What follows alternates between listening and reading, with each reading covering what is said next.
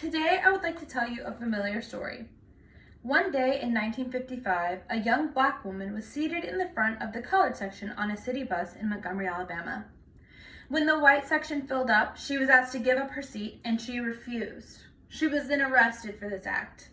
Her name was Claudette Colvin. You may have been expecting to hear the name Rosa Parks, but Claudette Colvin's act of defiance actually occurred 9 months before Rosa Parks' famous encounter. My goal for today is to inform you about this important and underknown influence on the civil rights movement, whose actions ultimately inspired the Montgomery bus boycott. Her actions changed history and set the scene for Rosa Parks, but yet many of you probably haven't heard her name before this moment. I've spent the last week fascinated and engrossed in Claudette's story, and I cannot wait to share with you what I have learned. I will tell the story of that day on the bus in 1955. I will tell you the story of how this event inspired Rosa Parks, and I will explain why the NAACP selected Rosa Parks to be the face of the movement over Claudette Colvin. On March 2nd, 1955, a 15-year-old Claudette Colvin is seated at the front of the colored section on a city bus in Montgomery, Alabama. According to an article on the Zen Education Project website entitled March 2nd, 1955, Claudette Colvin refuses to give up her bus seat. As the seats fill up, a white woman was left standing. Claudette Colvin and 3 of her friends are seated on a row towards the front of the colored section on the bus. They are all asked to get up and stand by the bus driver in order to allow this white woman to sit down. While her friends get up to move, Claudette refuses to do so. Philip Hoos interviewed Claudette Colvin for his 2009 book, Claudette Colvin, Twice Toward Justice. As she describes it to him, "Rebellion was on my mind that day. We had been studying the Constitution in Miss Nesbitt's class. I knew I had rights." She goes on to say, in reference to the white woman on the bus, if she had sat down in the same row as me, it meant I was as good as her. Philip Hoos also describes that, as she was removed from the bus, she went limp in the arms of the arresting officers and continued to shout, "I paid my fare, it's my constitutional right." In an interview with ABC News that was uploaded to YouTube in 2020, Claudette describes her motivations for her actions on that day as follows. "History had me glued to the seat. It felt as though Harriet Tubman's hand was pushing me down on one shoulder and Sojourner Truth's hand was pushing me down on the other."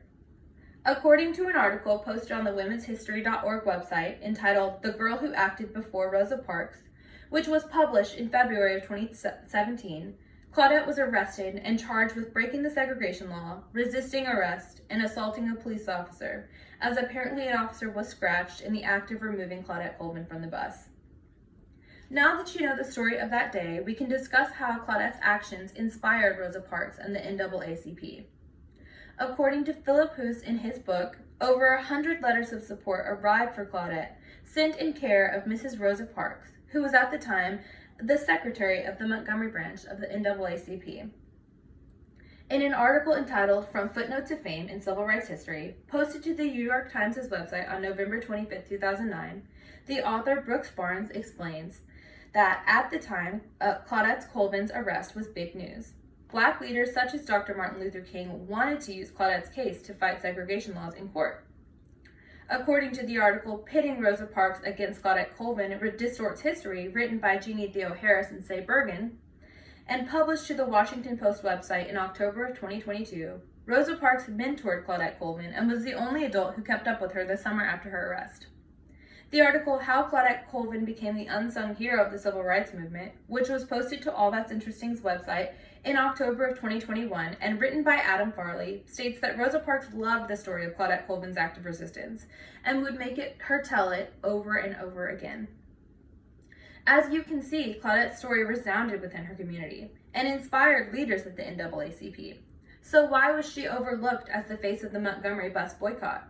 Why was her scenario restaged with Rosa Parks as the protagonist?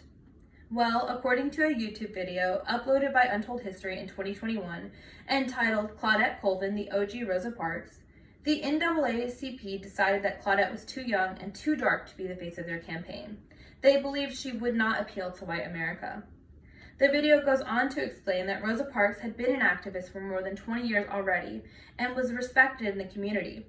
She was also soft-spoken and stoic in comparison to Claudette, who was described as being fiery. The NAACP, of which Rosa Parks was already a member, had been looking for someone whose personal life would withstand hostile press investigations. In the article, How Should We Remember Rosa Parks, which was written by Hilary Clare and published by Collaborative Learning, Clare points out that Claudette Colvin became pregnant shortly after her arrest, making her a 15-year-old unwed mother who is prone to public outbursts.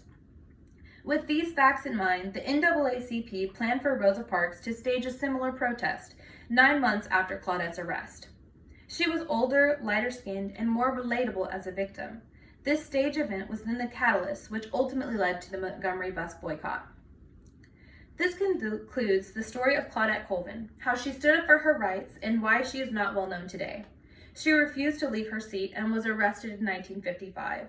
This then inspired the NAAC and Rosa Parks to reset the same scenario, only with Rosa Parks as the protester.